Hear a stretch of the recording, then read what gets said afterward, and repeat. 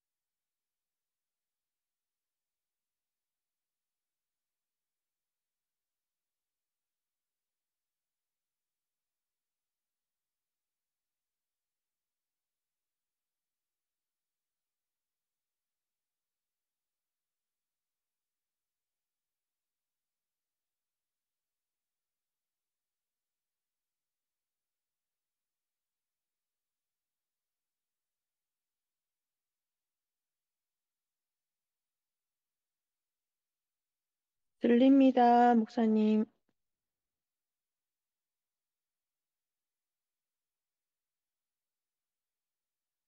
예, 네, 깨끗합니다. 잘 들립니다. 예.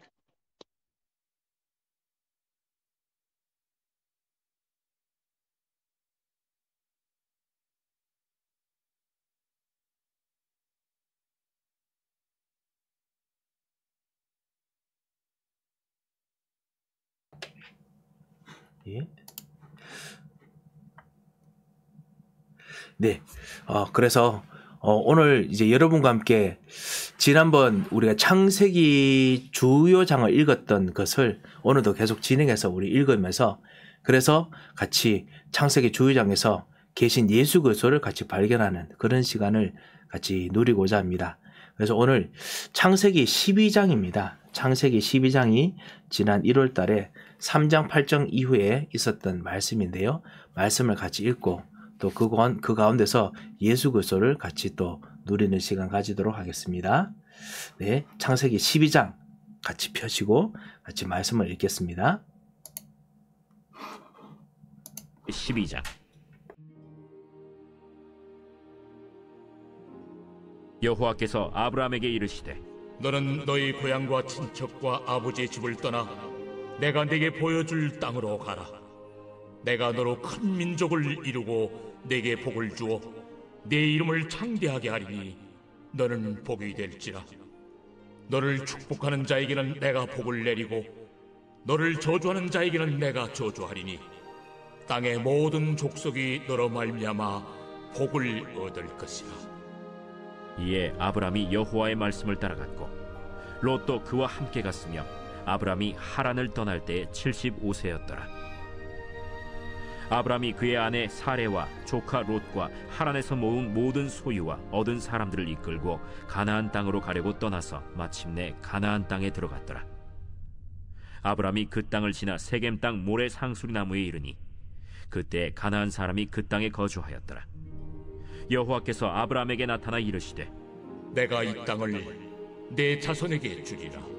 자기에게 나타나신 여호와께 그가 그곳에서 제단을 쌓고 거기서 베델 동쪽 산으로 옮겨 장막을 치니 서쪽은 베델이요 동쪽은 아이라. 그가 그곳에서 여호와께 제단을 쌓고 여호와의 이름을 부르더니 점점 남방으로 옮겨갔더라. 그 땅에 기근이 들었으므로 아브라함이 애굽에 거류하려고 그리로 내려갔으니 이는 그 땅에 기근이 심하였음이라. 그가 애굽에 가까이 이르렀을 때 그의 아내 사레에게 말하되 내가 알기에 그대는 아리따운 여인이라. 애굽 사람이 그대를 볼 때에 이르기를 이는 그의 아내라 하여 나는 죽이고 그대는 살리리니 원하건대 그대는 나의 누이라 하라. 그러면 내가 그대로 말미암아 안전하고 내 목숨이 그대로 말미암아 보존되리라. 아브라함이 애굽에 이르렀을 때 애굽 사람들이 그 여인이 심히 아리따움을 보았고 바로의 고관들도 그를 보고 바로 앞에서 칭찬하므로 그 여인을 바로의 궁으로 이끌어들인지라. 이에 바로가 그로 말미암아 아브라함을 후대하므로 아브라함이 양과 소와 노비와 암수 나귀와 낙타를 얻었더라. 여호와께서 아브라함의 아내 사레의 일로 바로와 그 집에 큰 재앙을 내리신지라. 바로가 아브라함을 불러서 이르되 내가 어찌하여 나에게 이렇게 행하였느냐? 내가 어찌하여 그를 내 아내라고 내게 말하지 아니하였느냐? 내가 어찌 그를 누이라 하여 내가 그를 데려다가 아내를 삼게 하였느냐? 내 아내가 여기 있으니 이제 데려가라. 바로가 사람들에게 그의 일을 명하매 그들이 그와 함께 그의 아내와 그의 모든 소유를 보내었더라.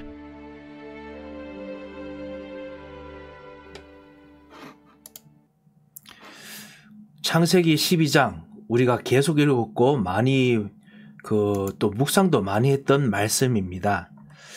창세기 12장에 무엇이 복음입니까? 창세기 12장 1절부터 3절 말씀이 사실은 복이뿐만 아니라 복음의 말씀입니다.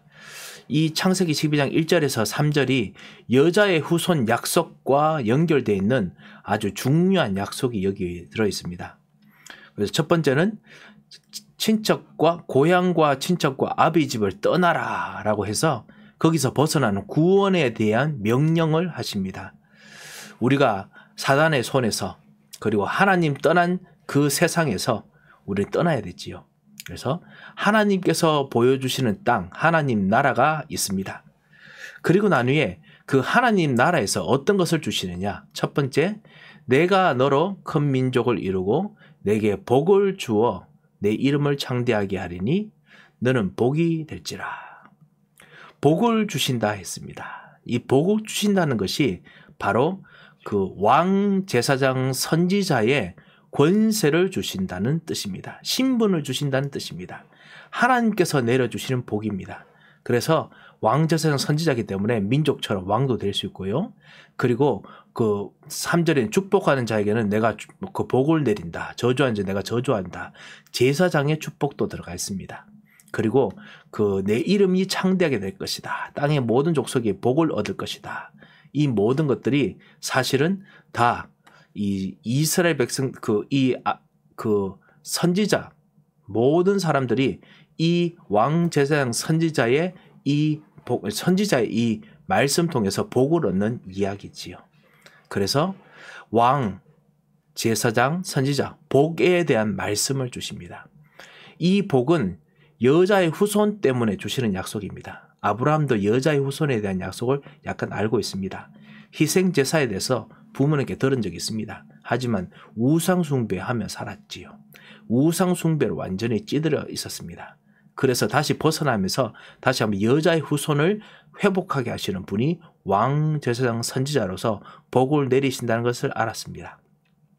자신이 하는 것이 아닙니다. 하나님께서 왕 제사장 선지자를 누리게 하시는 것이죠. 여기서 진짜 왕 제사장 선지자가 있음을 알게 됩니다. 이것이 여기는 핵심 말씀입니다. 우리들도 사실은 우리가 세상의 빛이고 세상의 소금입니다. 하나님의 자녀고 그리고 하나님의 권세를 누리는 사람입니다. 하지만은 우리가 그것을 이루고 성취한 것이 아니라 하나님께서 우리를 택하셔서 선택하셔서 우리가 이 놀라운 축복을 받고 누리게 됐습니다. 그리고 이 왕 제사장 선지자의 권세를 누림에 있어서 우리가 열심히 노력하는 것을 뛰어넘어서 우리가 다 못하기 때문에 주께서 이것을 왕 제사장 선지자를 완성시키십니다. 우리에게 반드시 일어나게 하시지요. 그래서 그런 복이 우리들에게 임하였습니다. 왕 제사장 선지자의 복, 구원자, 그 가문을 살리는 복, 현장을 살리는 복이 임하였습니다. 자, 그러면서 약간 좀 이 모든 흐름들이 아브라함이 하는 흐름들이 우리 삶의 인생의 흐름들과 많이 비슷하지요. 그래서 아브라함이 이 말씀을 따라서 이제 딱 갔는데 가나안 땅으로 들어갔습니다. 그런데 그 친척 아비 집을 떠나야 되는데 그 조카 롯도 데려가고 그리고 또 사실 아버지도 데려갔지요. 이 여러 가지 일들을 나중에 했었습니다. 가나안 땅에 들어가서 그래도 또 한 가지 다시 복음을 누렸던 중요한 것이 뭐냐? 지속할 수 있는 복을 지속할 수 있는 행위가 무엇이었느냐? 그것이 바로 이 예배지요. 7절에 보면 여호와께서 아브라함에게 나타나 이르시되 내가 이 땅을 내 자손에게 주리라 하신지라. 이 사실은 가나안 땅이라고 하나님께서 말씀하신 적이 없습니다.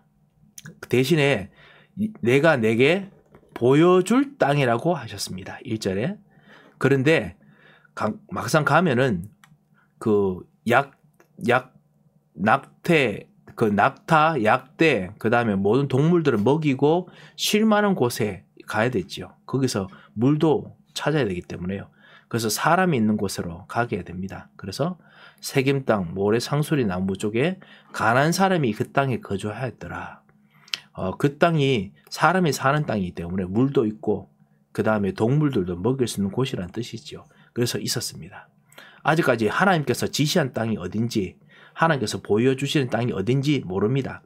그래서 계속 이 복이 무엇인가 하나님께 예배하고 찾는 중에 하나님께서 이 제단을 통해서 그 제단이 있는 현장에 하나님께서 약속을 주시죠. 내가 내 자손에게 이 땅을 줄 것이다. 그래서 이곳이 하나님께서 보여주신 땅이구나 알게 됩니다. 그리고 거기서 제단 쌓습니다. 희생 제사를 의미하죠. 그 예전에 있던 창세기 3장 21절 가죽옷 피 흘림이 없이는 사함이 없다라는 그런 어떤 개념을 이 아브라함도 같이 보고 희생 제사를 드립니다. 그래서 우리 모든 문제를 해결하신 예수 그리스도의 십자가를 붙잡는 어떤 행위들을 합니다. 우리들은 더더욱 이제 모든 것을 알기 때문에 오직 예수 그리스도, 갈보리, 감람산, 그리고 마가다락방, 이 예수 그리스도 모든 문제 해결, 그 다음 하나님 나라, 그리고 성령 충만함으로 정인되는 축복을 누리는 예배가, 기도가 지속되어야겠습니다. 그리고 계속 이동하면서 거기서 베델 동쪽 산으로 옮겨 장막을 치고 그가 그곳에서 여호와께 제단을 쌓고 여호와의 이름을 부른다라고 했습니다.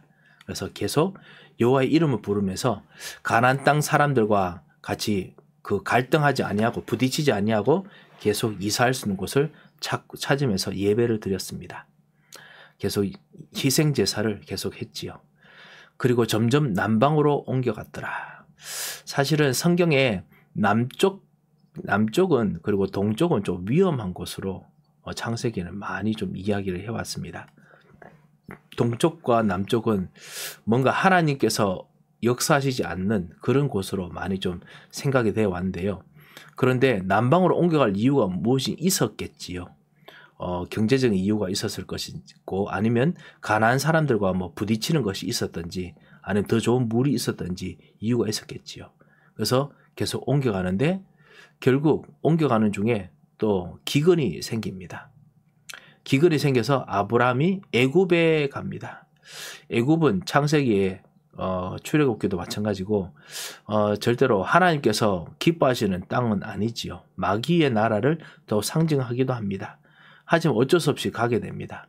가장 복음에 대해서 반대하는 땅, 나라, 그 다음에 하나님 사람을 싫어하는 나라, 거기에 가게 됩니다. 왜냐하면 하나님 나라에도 기근이 보이기 때문에 그렇습니다. 사실 아브라함이 하나님의 약속을 붙잡고 이 약속의 땅에서 하나님의 인도받으면서 있으면은 사실은 그곳에 안 갈 수도 있지 않았을까라는 생각도 듭니다만 이 아브라함은 지금 먹고 사는 것이 여전히 중요하다 보니까 그것 때문에 따라가다가 이 애굽으로 가게 되지요. 그리고 거기서 이제 먹는 것뿐만 아니라 이제 자기 목숨까지 지금 신경 씁니다. 의식주 걱정하다가 이제 삶이 위태로운 문제까지 닥칩니다.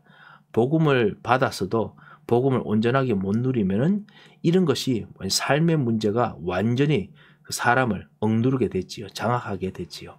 그래서 아내가 실제로 너무 아름답기 때문에 그 빼앗길 수 있고 자기는 죽을 수 있다. 그래서 누이라고 하자. 그래서 내 목숨을 좀 내가 보존하고자 한다.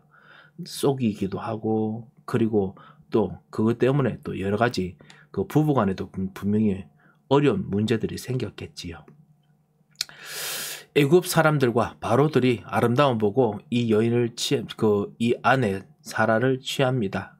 그리고 그 아브라함이 그것 때문에 이제 쉽게 말하면 왕의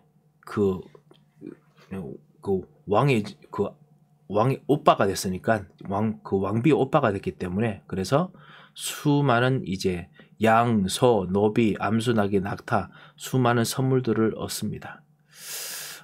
그리고 하나님께서는 그 한 이후에 바로 재앙을 내리십니다. 그리고 그것 때문에 거짓말했던 것이 들킵니다. 그리고 엄청난 부끄러움, 수치를 당하게 됐지요. 그리고 바로가 이것을 쫓아냅니다. 자, 이것 통해서 믿는 사람들이 하나님 자녀의 신분과 권세로 복을 받고 누리지만은 그렇지만은 올바른 인도받지 못하면 세상에 끌려가다가 그래서 오히려 수치를 당하기도 합니다. 하지만 그럼에도 불구하고 하나님께서는 여전히 아브라함을 위해서 살려두십니다. 그리고 오히려 또 먹을 것과 낙타, 양, 소, 노비는 많이 얻기도 했습니다. 하나님께서는 여전히 먹이십니다. 그래서 이런 것을 우리 12장에서 같이 볼 수 있지요. 12장의 핵심 복, 왕, 제사장, 선지자입니다. 그래서 우리가 이 말씀을 읽었습니다. 혹시 여러분 궁금한 점이 있으십니까?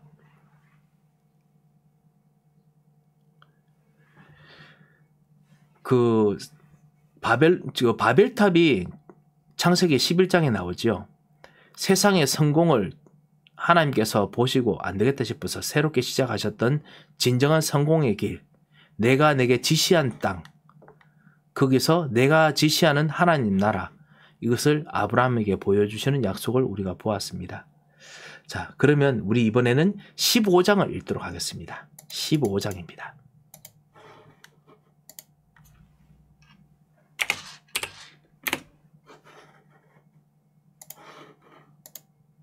제15장. 이후에 여호와의 말씀이 환상 중에 아브라함에게 임하여 이르시되 아브라함아, 두려워하지 말라. 나는 내 방패요 너의 지극히 큰 상급이니라. 주 여호와여, 무엇을 내게 주시려 하나이까?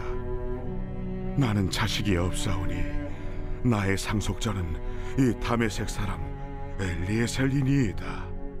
주께서 내게 씨를 주지 아니하셨으니 내 집에서 길린 자가 내 상속자가 될 것이니이다. 여호와의 말씀이 그에게 임하여 이르시되 그 사람이 내 상속자가 아니라 내 몸에서 날 자가 내 상속자가 되리라 하시고 그를 이끌고 밖으로 나가 이르시되 하늘을 우러러 뭇별을 셀 수 있나 보라. 내 자손이 이와 같으리라. 아브라함이 여호와를 믿으니 여호와께서 이를 그의 의로 여기시고 또 그에게 이르시되 나는 이 땅을 내게 주어 소유를 삼게 하려고 너를 갈대아인의 우르에서 이끌어낸 여호와니라. 주 여호와여, 내가 이 땅을 소유로 받을 것을 무엇으로 알리이까? 나를 위하여 3년 된 암소와 3년 된 암염소와 3년 된 순양과 산비둘기와 집비둘기 새끼를 가져올지니라. 아브라함이 그 모든 것을 가져다가 그 중간을 쪼개고 그 쪼갠 것을 마주 대하여 놓고 그 새는 쪼개지 아니하였으며 솔개가 그 사체 위에 내릴 때에는 아브라함이 쫓았더라. 해질 때 아브라함에게 깊은 잠이 임하고 큰 흑암과 두려움이 그에게 임하였더니 여호와께서 아브라함에게 이르시되 너는 반드시 알라.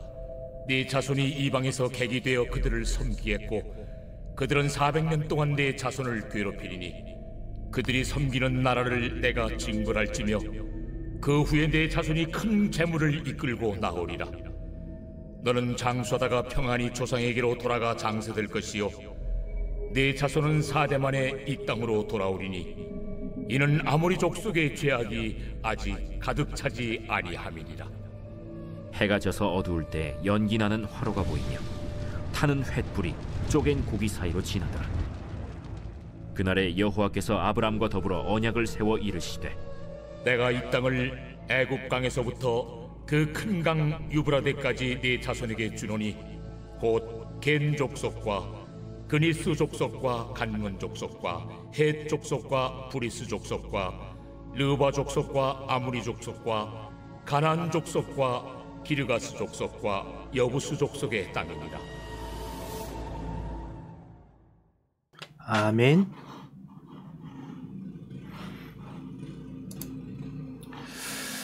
우리 15장은 하나님께서 아브라함에게 이제 본격적으로 이 약속을 주시는 정도가 아니고 아브라함을 그 가나안 땅에서 이 땅에서 이제 바벨탑 이후에 진정한 왕 제사장 선지자 이 땅의 왕으로서 하나님께서 계약 언약을 맺으시는 장입니다. 하나님께서 아브라함을 이 땅의 대표로서 이제 언약을 맺으십니다. 그래서 하나님께서 언약을 맺으시는 그 약속의 부분, 언약이 바로 이제 그 잘라낸다, 갈라낸다 그란 뜻이지요. 그래서 실제로 쪼갭니다. 그래서 짐승을 쪼개서 그 사이로 두 계약의 약속의 당사자가 두 왕이지요. 두 나라의 왕이 지나가면서 이 약속을 어기면은 내가 반드시 이쪽에 있는 이 짐승들과 똑같이 되겠다. 우리나라도 똑같이 되겠다. 약속하는 장입니다. 하나님께서 언약을 약속하시는데, 그런데 이 약속에 대해서 하나님께서는 우리를 위해서도 독특하게 약속이 이루어지게 하십니다. 원래 우리들이 그런 존재라서 그렇지요. 그게 뭐냐? 아브라함이 자기가 너무 힘이 없어서 이거 지나갈 수도 없습니다. 완전히 무능력, 무지, 완전 실패 상태지요. 그래서 하나님께서 약속을 하신 이후에 타는 횃불로서 본인만 지나가십니다. 그리고 약속을 성취하겠다 하나님께서 맹세하십니다. 내가 지나가기 때문에 너를 위해서 이 모든 것을 내가 다 이루겠다 하셨습니다. 이것이 바로 아브라함에게 주셨던 언약이고 또 우리들에게 주셨던 구원의 약속입니다. 대학생 한 명이 이것을 읽고 난 후에 우리인데 와서, 목사님, 그 성경에는 아브라함의 언약이 있고, 그래서 Abrahamic Covenant, 그 다음 다윗의 언약이 있고, Davidic Covenant가 있고, 그 다음에 그 이후에 또 이사야에게 준 언약이 다 다른 거 아닙니까? 그러면서 다른 것에 대해서 어디서 신약적으로 배운 것을 가지고 막 이야기하면서 따지더라고 하는 이야기를 제가 들었습니다. 따진다는 말이 이제 본격적으로 이제 하나하나씩 분석하면서 이야기를 하던데요. 세부적으로는 다를 수 있습니다. 왜냐? 역사적으로 하나님께서는 처음에 그림자처럼 보여주셔서 그림자 이후에 그 예수 그리스도를 위해서 그림자를 비추셨기 때문에 시대에 따라서 좀 더 다른 양상으로 나타날 수 있습니다만, 이 모든 그림자는 다 예수 그리스도를 향하게 됐습니다. 예수 그리스도께서 하셨던 일, 예수 그리스도 누구신지 이거를 위해서 맞춰져 있기 때문에 약간 달라도 괜찮습니다. 본격적인 그 안의 핵심은 항상 똑같기 때문입니다. 하나님께서는 예수 그리스도 주겠다는 뜻입니다. 오늘 창세기 3장 15절 약속도 사실은 이 언약하고 난 이후에 하나님께서는 어떻게 하셨느냐? 이 약속하기 위해서 아브라함의 삶을, 약속을 성취하시기 위해서 아브라함의 삶과 운명을 예수 그리스도께 완전히 붙여버렸습니다. 언약 지나고 난 이후에요. 그래서 그걸 한번 여러분과 함께 보겠습니다. 아브라함이 창세기 3장 15장 전까지는 어떤 일이 있었냐? 이제 롯을 보냅니다. 그러면서도 마무리 상수리 숲을 해서 계속 기도합니다. 모든 문제 해결하신 이 언약을 붙잡고 계속 가나안 땅에 있을 약속들을 붙잡습니다. 왕, 제사장, 선지자 역사가 일어나도록 기도하지요. 그래서 그때 또 가병 318명 데리고 전쟁에서 승리하고 아브라함이 11조도 드립니다. 그러면서 말씀이 성취되도록 기다리고 있지요. 여호와의 말씀이 환상 중에서 아브라함에 임하십니다. 그래서 아브라함아 두려워하지 말라. 나는 너의 방패요 지극히 큰 상급이니라. 방패, 상급 이 두 가지 단어는 사실은 강대국이 그 밑에 있는 종속 국가에게 이 언약하는 나라들이죠. 나라에게 하는 왕들이 하는 말입니다. 내 나라가 너희를 위해서 막아주겠다. 사실은 한국과 그리고 미국이 어떤 동맹국이지만은 사실은 미국이 방패 역할을 해주고 그리고 또 이 한국을 통해서 상급을 같이 또 주게 하는 그런 어떤 역할을 하지요. 그래서 그런 어떤 역할들이 사실 있습니다. 지금 하나님께서 하나님 나라가 내 나라가 너의 큰 방패고 그리고 하나님 나라가 너의 상급이다 이야기를 하는 것입니다. 그런데 아브라함이 뭐라고 하느냐 하면 주 여호와여 무엇을 내게 주시려고 하십니까? 상급이라는데 하나님께서 내게 주셨던 왕, 제사장, 선지자가 일어나는 상급이 내게 없습니다. 나는 주님께 11조도 드렸는데 나는 진짜 무엇을 내가 얻습니까? 이렇게 이야기를 하지요. 여러분과 우리가 레위기를 읽어봤기 때문에 아시지 않습니까? 이 조그만 속국이 위에 있는 그 국가에 뭔가 드리면은 위에는 더 큰 상을 주지요. 그래서 나에게 필요한 것은 뭐냐면 자식인데 그래야 별같이 많아지고 모래같이 많아져서 그래서 정인들이 생길 것이고 하나님 나라가 만들어질 것인데 나는 어떻게 됩니까? 그래서 내가 그냥 하나 준비했습니다. 내게 씨를 안 주셔서 내가 길린 자가 있으니까 그 사람이 그 사람을 상속자로 하겠습니다. 복을 계속 받는 왕, 제사장, 선지자를 이어가는 정인으로 하겠습니다. 이렇게 말하죠. 하나님께서는 아니다. 내가 하나님 나라이기 때문에 반드시 내가 하는 방식으로 끌고 가겠다. 하나님의 주권들을 정말 인정해야 되지요. 하나님께서 하시는 절대 주권을 자꾸만 놓치고 우리가 인본주 있으면 안 되지요. 그래서 내 몸에서 날짜가 내 상속사가 되리라 하셨습니다. 그리고 나중에 다시 한번 무뼈를 셀 수 있느냐? 내 자손이 이같이 많으리라 하셨습니다. 아브라함이 여호와를 믿으니 여호와께서 이를 그의 의로 여기시고, 처음으로 하나님께서 아브라함을 완전히 능력이 없는 자가 아니고 그 동등한 자로 여기시고, 그래서 하나님께서 계약을 맺으십니다. 이 왕으로서 서로서로 신뢰가 이제 가능하다라고 생각했다는 것이 바로 믿는다는 의미입니다. 하나님께서 우리를 정말 예수 그리스도를 믿고 하나님 자녀 됐을 때, 말씀을 받았을 때, 우리가 믿을 때 하나님께서는 내가 내 계약과 언약을 성취할 수 있는 자다 여기시고 하나님께서는 역사하십니다. 사실 이 이유 때문에 하나님께서 이제 언약을 맺으십니다. 믿으니까요. 여러분도 우리 말씀을 들을 때 우리 믿어야 됩니다. 믿지 않으면은 하나님의 언약이 여러분에게 실현이 되지 않습니다.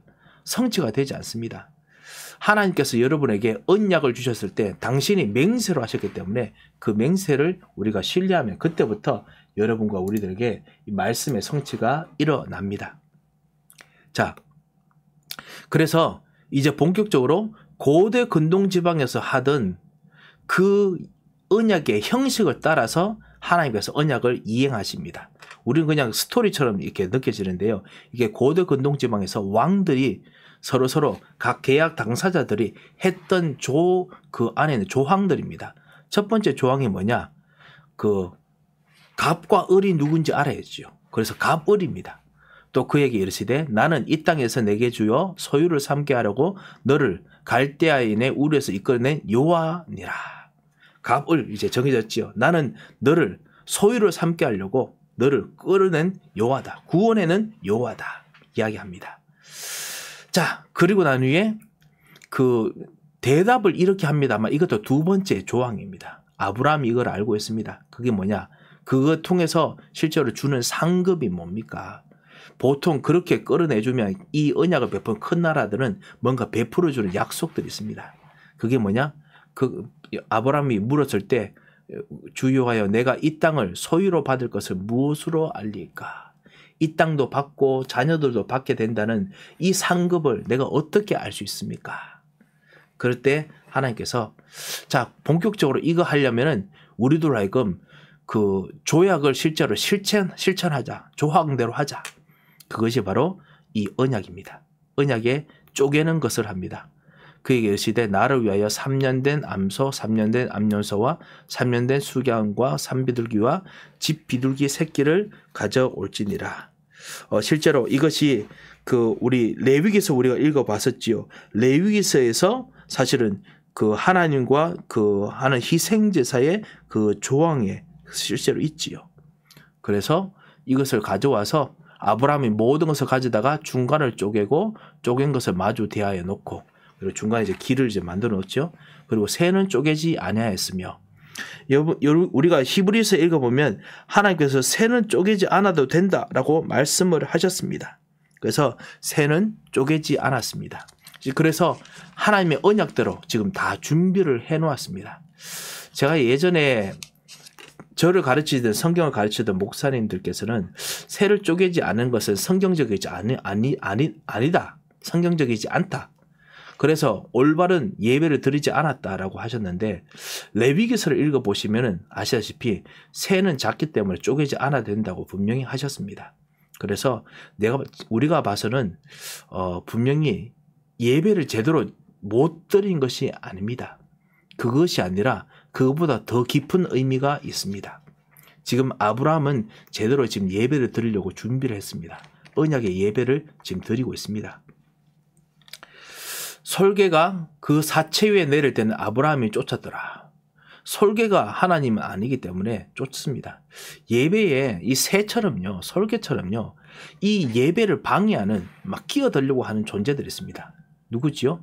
마귀, 흑암 세력이 있습니다. 아니면 집착하게 만드는 것도 있습니다. 우리로 하여금 예배, 하나님과 언약의 예배를 드리려고 하는데 집착되게 하는 것이 있습니다.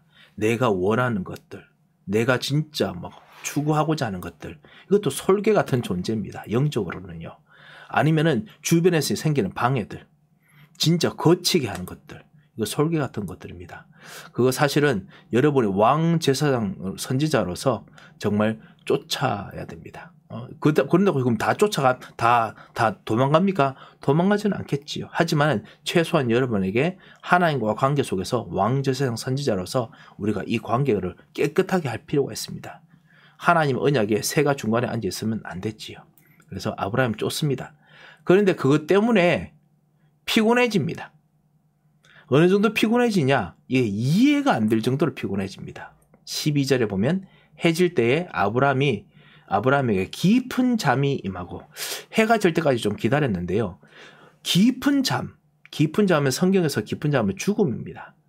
성경에서 그 잠이 들더라, 잠자더라, 다 죽는 것을 의미하거든요. 죽음과 비슷한 것이 옵니다. 그리고 그거와 또 비슷한 그거라고 알 수 있는 또 힌트가 큰 흑암과 두려움이죠. 죽을 때 대부분 우리 연세 있는 분도 그렇고요. 주변 사람들이 천국에 가실 때 보면은 떱니다. 불신자들은 두려워서 막 난리를 칩니다. 그리고 믿는 사람들도 하나님께서 오신다 하지만 두려워합니다. 뭔가 내 숨이 끊어지고 내 정신이 끊어지는 것에 대해서 마냥 그렇지만은 사실은 엄청난 긴장이 있지요. 그리고 큰 흑암이 다가옵니다. 이제 완전히 죽으니까 흑암이 다가오거든요. 거의 반 죽은 상태입니다. 이것이 바로 하나님과 언약 앞에서 하나님이 직접 오시면은 우리가 느끼는 중압감입니다. 우리가 하나님과의 언약을 앞에서는 우리의 상태가 바로 이런 상태입니다. 깊은 잠이 우리도 모르게 임할 수밖에 없는 깊은 무능력의 상태입니다. 그리고 깊은 무지 상태입니다. 깜깜해서 안 보여요. 뭐가 뭔지를 모릅니다. 그리고 깊은 실패 상태입니다. 이 하나님과 언약을 내가 성취해야 되는데 성취할 수 없어요. 이제 솔개가 그때 와도 이제 솔개를 쫓아낼 만한 힘도 없어요. 완전히 죽음 상태입니다. 우리가 하나님과 언약을 사실 들을 때 우리는 정말 전심으로 하긴 하지만은 하나님의 은혜 없이는, 하나님의 전적인 은혜가 없이는 우리는 100% 하나님의 언약을 누릴 수도 없고 그리고 성취할 수도 없습니다. 그래서 하나님께서는 이것을 아시고 당신이 임하실 때 우리의 무능력을 아시고 우리의 무능력을 거두어 들이시고 우리의 무지를 거두어 들이시고 우리의 실패를 거두어 들이시고 주께서 직접 행하시는 것입니다. 그래서 주님이 왕 제사장 선지자가 되시죠. 아브라함이 자기가 알아서 왕 제사장 선지자로서 복 하나 만들어내려고 했는데 하나님께서는 가짜 선지자, 가짜 제사장 필요 없다. 다메섹 사람 엘리에셀 가짜 왕이다. 필요 없다. 내가 진짜 왕이 돼서 하겠다. 이게 바로 앞으로 예수 그리스도께서 우리를 위해서 왕 제사장 선지자가 되실 것에 대한 이 어떤 그 일들을 미리 지금 보여주시는 것입니다. 그래서 아브라함은 이미 오실 메시아를 누렸습니다. 오실 메시아를 미리 그림자로 알았습니다. 아브라함도 그리스도 없이는 구원받을 수 없었습니다. 자, 그래서 여호와께서 아브라함에게 그때 완전히 진짜 반 죽어 있는 상태인데 뭐라고 하셨느냐? 너는 반드시 알라. 내 자손이 이방에서 계기되어 그들을 섬기겠고 그들은 400년 동안 내 자손을 괴롭히리니. 왜 이런 이야기를 하느냐?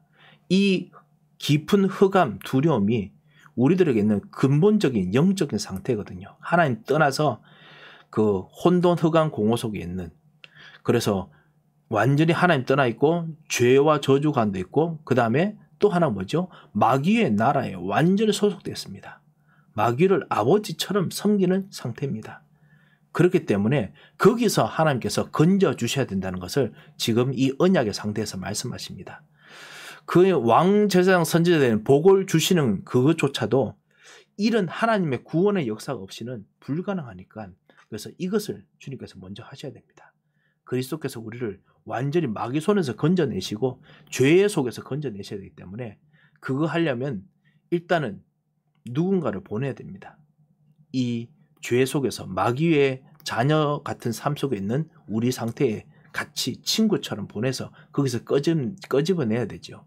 그래서 그 상태로 민족들이 모든 사람들이 갈 수밖에 상태에 있을 수밖에 없기 때문에 그 상태를 이야기합니다. 그래서 너뿐만 아니라 너 자손들이 이방에서 개걸되어서 섬기고 그 다음에 400년 동안 괴롭힘을 당할 것이다. 우리들의 원래 영적인 상태지요. 그런데 그때 이 여자 요소를 내가 보낼 것이다. 진짜 왕 제사장 선지자 메시아를 보낼 것이다. 너희 그것이 바로 복인데 내 복을 내가 보낼 것이다. 이 복 때문에 그들이 섬기는 나라를 이 복을 통해서 내가 징벌할 것이며 이게 진짜 복이죠. 그래서 그 나라 완전히 부서뜨리고 내가 너에게 진짜 왕 제사장 선지자로서 응답이 일어나게 만들겠다. 너가 만드는 가짜 왕 제사장 선지자보다 더 뛰어난 왕 제사장 선지자가 있다 말하는 것이죠. 그리고 그 후에 내 자손이 큰 재물을 이끌고 나오리라. 그래서 이 왕 제사장 선지자를 따라서 나오면은 큰 재물, 완전히 대성공을 할 것이다 라고 이야기합니다. 이것이 사실은 새를 쪼개서 그 예배를 잘못 드려서 생긴 결과가 아니라 이것이 바로 하나님께서 모든 아브라함과 모든 아브라함의 자손들까지 다 예수 그리스도와 같이 연합시키려고 하나님께서 지금 선포하시는 내용입니다. 왜냐? 우리는 하나님 떠난 문제, 죄 문제, 그 다음에 무능력, 그리고 실패에 완전히 갈 수밖에 없는 존재입니다. 그래서 하나님과 언약을 맺을 수 없습니다. 그래서 하나님께서 언약을 맺기 위해서 그리스도를 보내셔서 그리스도로 말미암아 우리를 여기서 살려주십니다. 그래서 우리 근원적인 상태가 그리스도 만나는 동안 처음에 노출되겠죠. 노출되지만은 거기서 우리를 끄집어내십니다. 주님께서 징벌하십니다. 그래서 그들이 섬기는 나라를 내가 징벌할지며 그것이 바로 요한복음 요한 1서 3장 8절이죠. 하나님 아들이 오신 것은 마귀의 일을 멸하려 하심이라. 마귀의 일을 멸하시고 끄집어 나오십니다. 너는 장수하다가 평안히 조상에게 돌아가 장사될 것이요 내 자손은 4대 만에 이 땅으로 돌아오리니 이 땅으로 돌아와서 실제로 이제 그 왕제사장 선지자를 할 텐데 왜 그렇게 400년 동안 그렇게 힘든 어떤 4대 동안 그런 힘든 일이 생깁니까? 왜냐하면 아모리 족속의 제약이 아직 가득 차지 아니함이더라. 이 가나안 땅에서도 진짜 가짜 왕 제사장 선지자들 아모리 족속들이 그거 섬기고 있기 때문에 그들도 몰아내야 되기 때문에 그래서 내가 기다리고 있다. 하나님께서 아모리 족속의 죄악을 진짜 왕 제사장 선지자를 통해서 몰아내시려고 하십니다. 이게 바로 전도입니다. 이 일들을 하기 위해서 약간 기다리십니다. 우리 현장에서 우리가 왕 제사장 선지자를 누리고 기도하고 있는데 왜 전도가 아직까지 완전히 다 되지 않습니까? 복음화가 완전히 되지 않습니까? 현장에 죄악이 아직까지 가득 차지 않았습니다. 하나님의 시간표가 되지 않았습니다. 그래서 하나님께서 기다리십니다. 그리고 기다린 우리들에게도 여전히 힘과 능력을 주십니다. 그래서 이 모든 하나님의 앞으로 하실 일까지 다 먼저 선포하시고 난 후에 이 모든 것이 다 예수 그리스도께서 하시는 일이죠. 우리의 구원 그리고 예수 그리스도께서 진짜 복음화하게 역사하시는 것이죠. 선포하시고 난 후에 무능력한 우리를 위해서 하나님께서 직접 역사하십니다. 17절에 해가 져서 어두울 때에 연기 나는 화로가 보이며 타는 횃불이 쪼갠 고기 사이로 지나더라. 타는 횃불인데요. 조그만 횃불이 아닙니다. 이게 진짜 이 횃불 안에 엄청난 하나님의 빛이 다 들어가 있습니다. 이 횃불이 분명히 사도행전 2장에 그 모든 사람이 받았던 성령, 불의 혀같이 갈라지는 그 하나님 나라를 의미하는 그런 어떤 불일 수 있습니다. 불인 것 같습니다. 이것이 지나갑니다. 하나님께서 하나님 나라와 함께 지나가십니다. 비록 조그만 것처럼 보이지만요. 아닙니다. 지나갑니다. 하나님께서 직접 지나가시면 불이 지나가시기 때문에요. 하나님만 지나가셨습니다. 그리고 난 후에 이제 언약이 완성됐죠. 그래서 실제로 이제 이 약속을 선포합니다. 내가 뭐를 할 거느냐? 이것도 약속 조항입니다. 그날에 여호와께서 아브라함과 더불어 언약을 세워 이르시되 내가 이 땅을 애굽 강에서부터 큰 강 유브라데까지 내게 준다. 모든 족속들이 있는 땅을 내가 주겠다. 이제 약속을 했으니까 내가 성취하겠다. 선포한 것입니다. 그리고 주님께서 성취하시죠. 이것이 바로 이 언약에 있던 이 언약식에 대한 말씀입니다. 우리는 이 언약식을 예배 때마다 합니다. 이 언약식을 우리는 약속 붙잡고 우리가 기도할 때마다 이것을 확인하고 누립니다. 아브라함이 이것을 한 번만 한 것이 아니라 몇 번 하나님께서 하게 하십니다. 그리고 나중에 우리가 읽는 창세기 22장에 아들을 통해서도 하게 하려고 하나님께서 하셨죠. 그래서 아브라함은 아들을 통해서도 이거 하시는 거구나 싶어서 순종했지요. 왜냐? 하나님께서 반드시 하실 것이기 때문에 그렇습니다. 자, 우리 이 15장을 통해서 우리가 알 수 있는 것이 무엇이냐? 하나님께서 정말 우리들에게 하실 때, 언약을 이행하실 때 우리의 연약함을 아시고 하시는구나. 진정한 왕 제사장이 선지자가 되셔서 그래서 주께서 직접 역사하시는구나. 그런 것들을 우리가 알 수 있지요. 그리고 하시기 전에 미리 말씀으로 선포하시는구나. 그래서 말씀대로 왜 안 되느냐가 아니라 말씀대로 역사하시는데 주께서는 지금도 우리를 위해서 참고 인내하시면서 함께 동행하시는구나. 이걸 알게 됩니다. 그럼에도 불구하고 우리는 이것을 믿어야 합니다. 믿어야 언약이 이루어집니다. 진짜 하나님과 언약을 같이 믿어야겠습니다. 이 믿는 것이 우리가 정말 완전히 신뢰할 수 있어서 그러느냐? 우리가 무능력하더라도 하나님께서는 우리의 조그만 믿음도 아주 크게 여기시고 마치 하나님과 동등된 계약의 존재라고 여기시고 주께서 약속을 이행하시고 약속을 선포하십니다. 그래서 우리가 믿어야겠습니다. 자, 우리 15장 말씀 우리가 같이 좀 정리를 했는데요. 혹시 궁금한 점이 있으십니까?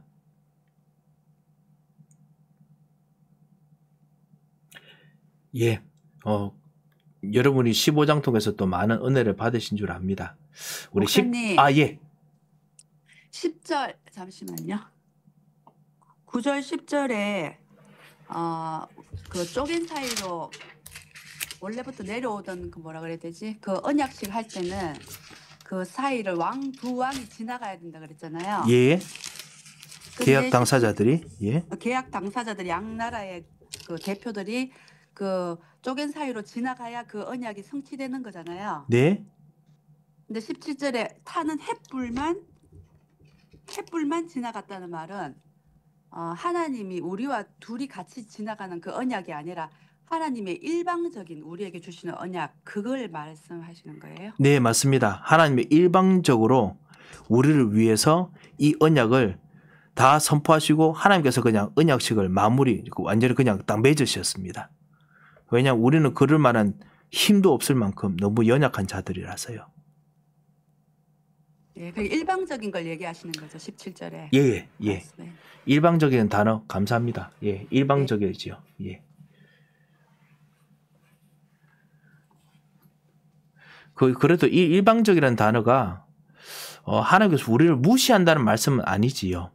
하나님께서 우리의 약함을 아시기 때문에, 체험하시기 때문에, 그래서 하나님께서 직접적으로 강권적으로 하시는 것입니다. 혹시 다른 거 궁금한 점 있으십니까? 예, 없으시면 우리 17장도 같이 읽도록 하겠습니다. 17장도 사실은 또 한 번의 언약을 우리 몸에 새길 것에 대해서 하십니다. 짧게 말씀드리면요. 하나님께서는 언약을 우리 생각에 넣어줬는데 이 생각이 자꾸만 변해요. 자꾸만 우리 자꾸만 세상 것에 각인돼가지고 하나님 각인을 자꾸만 씻겨 내려가요. 그래서 하나님께서 안 되겠다. 몸에 새겨야겠다. 그래서 몸에 새깁니다. 그래서 이스라엘아 들으라.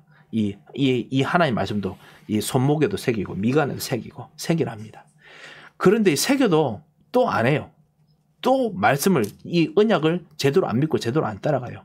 그래서 하나님께서 나중에는 너희 마음에 새겨야겠다. 돌 같은 너희 마음에 새겨야겠다. 예레미야에 말씀하시거든요. 그리고 이 마음에 새기는 것도 잘 안 되니까 하나님께서 어떻게 하느냐. 내가 직접 너희 마음에 임하겠다. 그래서 하나님께서 우리에게 직접 임하셨습니다. 이런 하나님께서 진짜 언약을 지키기 위해서 완전 끈질기게 우리들에게 진짜 말씀 그대로 역사하시는 것을 우리가 확인할 수 있습니다. 우리 17장을 통해서 하나님께서 말씀을 그대로 진짜 역사하시는 것을 언약을 우리들에게 진짜 완전 가게시키려고 하시는 것을 좀 확인했으면 합니다. 17장입니다. 제 17장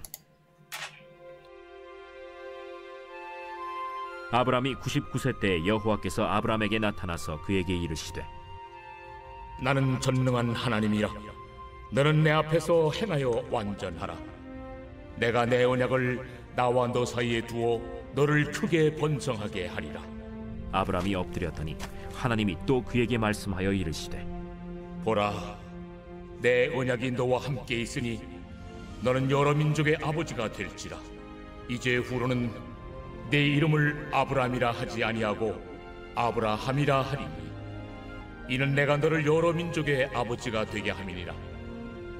내가 너로 심히 번성하게 하리니 내가 네게서 민족들이 나게 하며 왕들이 네게로부터 나오리라. 내가 내 언약을 나와 너 및 네 대대 후손 사이에 세워서 영원한 언약을 삼고 너와 네 후손의 하나님이 되리라. 내가 너와 네 후손에게 네가 거류하는 이 땅 곧 가나안 온 땅을 주어 영원한 기업이 되게 하고 나는 그들의 하나님이 되리라. 그런즉 너는 내 언약을 지키고 내 후손도 대대로 지키라. 너희 중 남자는 다 할례를 받으라. 이것이 나와 너희와 너희 후손 사이에 지킬 내 언약이니라. 너희는 포피를 베어라. 이것이 나와 너희 사이의 언약의 표징이니라. 너희의 대대로 모든 남자는 집에서 난 자나 또는 너희 자손이 아니라 이방 사람에게서 돈으로 산 자를 막론하고 난 지 8일 만에 할례를 받을 것이라. 너희 집에서 난 자든지 너희 돈으로 산 자든지 할례를 받아야 하리니 이에 내 언약이 너희 살에 있어 영원한 언약이 되려니와 할례를 받지 아니한 남자 곧 그 포피를 베지 아니한 자는 백성 중에서 끊어지리니 그가 내 언약을 배반하였음이니라. 내 아내 사례는 이름을 사례라 하지 말고 사라라 하라. 내가 그에게 복을 주어 그가 내게 아들을 낳아주게 하며 내가 그에게 복을 주어 그를 여러 민족의 어머니가 되게 하리니 민족의 여러 왕이 그에게서 나리라. 아브라함이 엎드려 웃으며 마음속으로 이르되 100세 된 사람이 어찌 자식을 낳을까? 사라는 90세니 어찌 출산하리요? 아브라함이 이에 하나님께 아뢰되 이스마엘이나 하나님 앞에 살기를 원하나이다. 아니라 내 아내 사라가 내게 아들을 낳으리니 너는 그 이름을 이삭이라 하라. 내가 그와 내 언약을 세우리니 그의 후손에게 영원한 언약이 되리라. 이스마엘에 대하여는 내가 네 말을 들었나니 내가 그에게 복을 주어 그를 매우 크게 생육하고 번성하게 할지라. 그가 12두령을 낳으리니 내가 그를 큰 나라가 되게 하려니와 내 언약은 내가 내년 이 시기에 사라가 내게 낳을 이삭과 세우리라. 하나님이 아브라함과 말씀을 마치시고 그를 떠나 올라가셨더라. 이에 아브라함이 하나님이 자기에게 말씀하신 대로 이날에 그 아들 이스마엘과 집에서 태어난 모든 자와 돈으로 산 모든 자 곧 아브라함의 집사람 중 모든 남자를 데려다가 그 포피를 베었으니 아브라함이 그의 포피를 벤 때는 99세였고 그의 아들 이스마엘이 그의 포피를 벤 때는 13세였더라. 그날에 아브라함과 그 아들 이스마엘이 할례를 받았고 그 집의 모든 남자 곧 집에서 태어난 자와 돈으로 이방 사람에게서 사온 자가 다 그와 함께 할례를 받았더라. 아멘. 네, 그래서 이스라엘 백성들이 이제는 본격적으로 할례를 받습니다. 하나님께서 다시 그 약속이 지금 그 하나님과의 약속이라는 걸 확인하는 것이 1절입니다. 하나님께서 나타나셔서 99세입니다만 나는 전능하신 하나님이라 반드시 약속을 성취하신다는 것이죠. 구원의 약속도 그렇고 자손에 대한 약속도 그렇고 복음에 대한 약속도 성취한다. 하나님 떠난 문제, 죄 문제, 사단 문제에서 건져주는 거 반드시 성취한다. 그래서 너는 내 앞에서 이 성취하는 것에 대해서 제대로 대응해라. 완전하라. 이 말이지요. 내가 너와 언약을 두어서 이것을 통해서 너를 크게 번성하려 했으니까 반드시 할 것이다 했습니다. 아브라함이 이것을 알고 엎드립니다. 그리고 난 후에 이것에 대해서 실제로 해야 되니까 이제는 너의 이 잘못된 각인들 바꿔라. 그 중에 하나가 뭐냐면 아브라함이 자기들 민족들의 아버지란, 가족들의 아버지란 그런 뜻을 가지고 있지요. 그런데 말고 아브라함이라 해라. 아브라함은 많은 민족들의 아버지, 많은 사람들의 아버지라는 뜻입니다. 여기 여러 민족의 아버지라고 했는데요. 많은 사람들의 아버지, 모든 사람들의 아버지가 됩니다. 그래서 하나님으로 말미암아 새롭게 태어나는 모든 사람들의 아버지가 되지요. 하나님께서 아브라함으로 말미암아 이제 하나님의 사람들을 만들어내는 축복이 있게 한다라고 했습니다. 새로운 인류가 만들어지죠. 우리 창세기 3장 15절 때도 우리가 이제는 남자의 후손이 아니라 예수 그리스도의 이 여자의 후손 약속 붙잡는 사람들에게는 여자의 후손으로서 새로운 인류가 시작됐습니다. 그리고 여기도 이제는 하나님과 언약을 받았을 때 새로운 인류가 됩니다. 그래서 완전히 많은 사람의 아버지가 되는 축복이 일어납니다. 그리고 이것이 무엇을 의미하느냐? 사실은 그냥 단순한 그 하나님께서 우리를 하여금 왕 제사장 선지자가 되게 만든다. 아버지니까 다스리는 축복이 있지요. 왕 제사장 선지자의 축복이 있게 한다라는 정도가 아니고 이것을 계속 자손 대대로 만들어내는 그 재생산의 축복이 있을 것을 말합니다.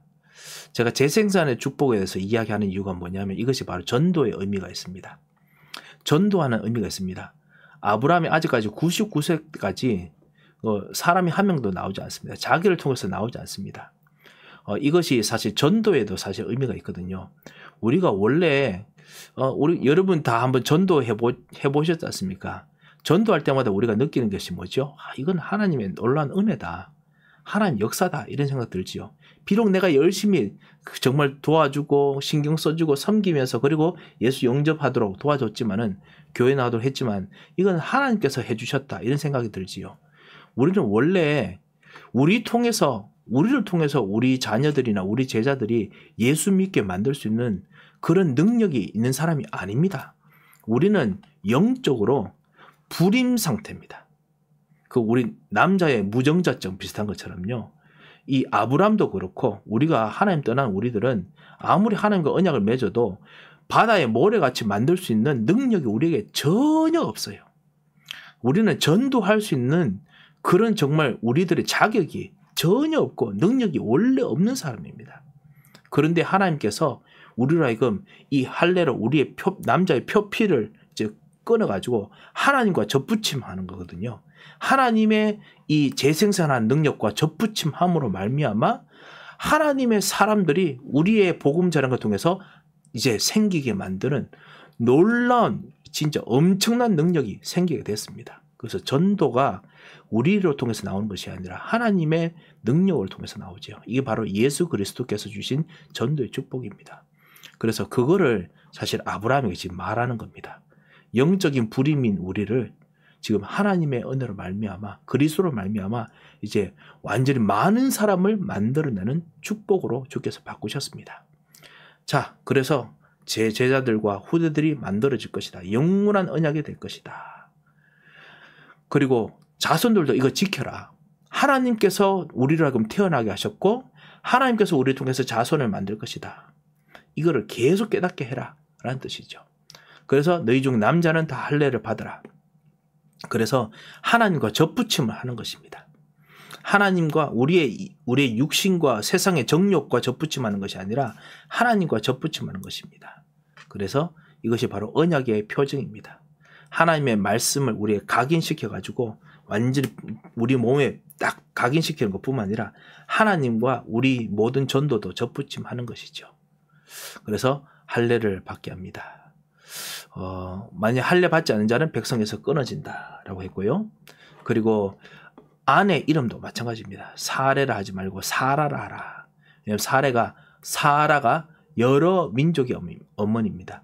많은 민족의 어머니입니다.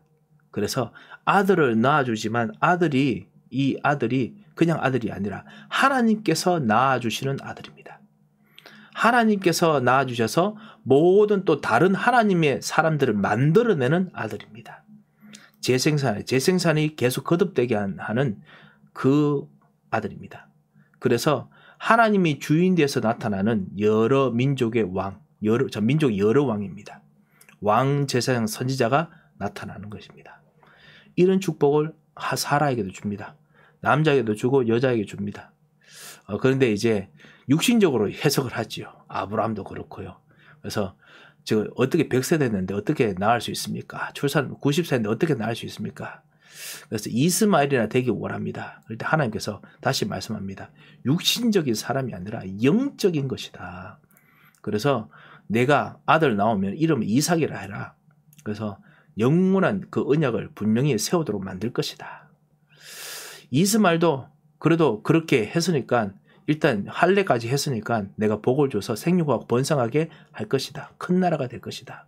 하지만은 내 언약은 21절에 하나님과 세웠던 그 영적인 언약은 메시아의 언약은 내가 내년 이 시기에 사라를 통한 이삭과 세울 것이다. 그래서 하나님께서 메시아의 약속 그것은 이삭을 통해서 하실 것을 말씀하셨습니다. 자, 그래서 표피를 베고 그리고 모든 사람이 할례를 받는 말씀을 보았습니다. 우리가 하나님 말씀을 우리는 받고 그래서 우리가 약속을 따르고 난 이후에 성찬식을 합니다. 이 성찬식이 사실은 할례와 비슷한 약속의 언약의 표징이지요. 떡을 나눔으로 말미암아 우리가 먹는 먹는 것은 하나님의 먹는 것이고 하늘에 주는 떡을 먹는 것이고 하늘에 주는 음식과 음료를 마시는 것입니다. 그래서 하나님으로 삽니다. 그리고 하나님 사람으로서 우리는 그 힘으로 하나님의 일을 같이 이야기를 합니다. 포럼을 하지요. 그래서 하나님 나라를 우리가 전달합니다. 이런 어떤 표징으로서 우리가 같이 하게 됐습니다. 그리고 또 세례도 마찬가지죠. 그런 의미를 가지고 있습니다. 혹시 우리 17장 말씀 혹시 궁금한 점이 있으십니까?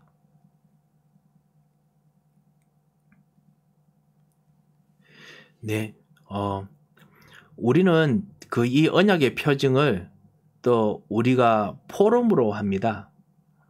그래서 하나님께 주신 나의 하나님 약속들을 포럼하면서 같이 또 나누고 그 속에서 또 우리 마음에 또 새기지요. 이 각인 뿌리 체질합니다. 그래서 이번 한 주간도 여러분의 말씀이 하나님과 완전히 접붙임돼서 그래서 하나님의 역사가 나타나는 그런 또 축복의 시간 되시기 바랍니다. 제가 한번 기도하도록 하겠습니다. 하나님 아버지 감사를 드립니다. 주님 오늘 다시 한번 아브라함을 통해서 새롭게 시작하는 하나님의 약속의 말씀을 확인케 하심을 감사합니다. 우리 예배가 이렇게 중요한지 오늘 발견케 하심을 감사합니다. 하나님께서 우리에게 주셨던 이 언약의 표징이 얼마나 대단한지 발견하게 하심을 감사합니다. 우리가 말씀을 듣고 먹는 음식과 말씀을 통해서 말씀 듣고 예배 드리고 난 이후에 나누는 이 포럼 통해서 하나님의 것으로 먹고 살고 하나님의 것으로 완전히 재생산하며 새로운 것을 만드는 그 축복이 있음을 저희들이 발견하며 주님께 감사를 드립니다. 오직 그리스도와 함께 살다가 오늘도 승리하도록 하시고 기도가 즐겁게 하시고 이 말씀이 즐겁도록 주님께서 역사하여 주셔서 주님 은혜를 감사하고 살아계신 주 예수 그리스도의 이름으로 기도합니다. 아멘. 네, 감사합니다. 오늘 수고하셨습니다. 네, 감사합니다. 감사합니다. 감사합니다. 감사합니다.